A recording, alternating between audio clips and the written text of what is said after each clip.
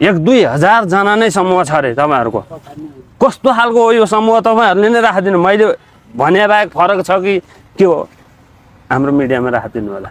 यो तपाईले सही भन्नुभयो र आकलन पनि सही गर्नुभयो। हजुर छ पनि है। हजुर अहिले चाहिँ हामी चाहिँ यो समग्रमा जति चाहिँ नजिकका चाहिँ हामी अलिकति क्रियाशील छौं। हजुर अलिकति एक्टिभ छौं। यो कामको लागि चाहिँ मोटिभेट छौं।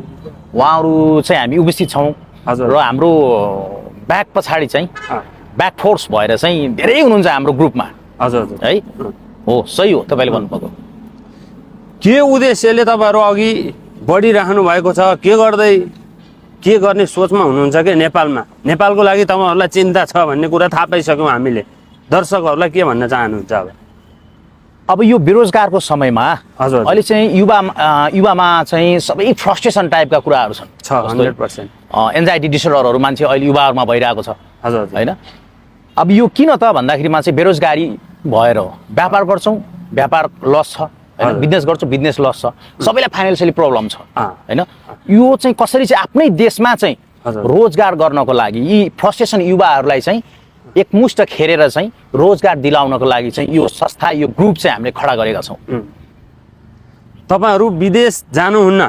हामी आफ्नै देशमा सकभर हामी आफ्नै देशमा चाहिँ रोजगार कल कारखानाहरु चलाउनु पर्छ। हामी आफ्नै देशमा चाहिँ रोजगार पाउनु पर्छ भन्ने हेतुले चाहिँ हामी चाहिँ यो ग्रुप बनाएका छौं। यत्रो ग्रुप बनाउनको लागि समय पनि लाग्यो होला, विश्वास दिन पनि लाग्यो होला, टाइम त पक्कै पनि। कसरी मन जित्नु भयो? सबै जनाको यत्र 100 जनाको युवाहरुको मन जित्न कसरी सफल हुनु भयो? अहिले कतिपय कुराहरु चाहिँ सामाजिक सञ्जालदेखि पनि पोख्दाखेरिमा पनि को कस्तो छ भन्ने कुरा प्रश्न बुझ्न सकिन्छ है। याबत अब भन्नै पर्दाखेरिमा पनि इभन प्रधानमन्त्री कस्तो छ, बालेन कस्तो छ भनेर चाहिँ बुझ्नलाई चाहिँ उसको उ कहाँ गएर सल्लाह गर्नु पर्दैन है। अहिलेको यो मिडियाको समयमा मिडियाको जमानामा टेक्नोलोजीको जमानामा टेक्नोलोजीको चाहिँ फाइदा उठाएर चाहिँ हामी यो ग्रुप हुन सकेका छौं। हजुर हजुर यो टेक्नोलोजीको चाहिँ फाइदा भनौं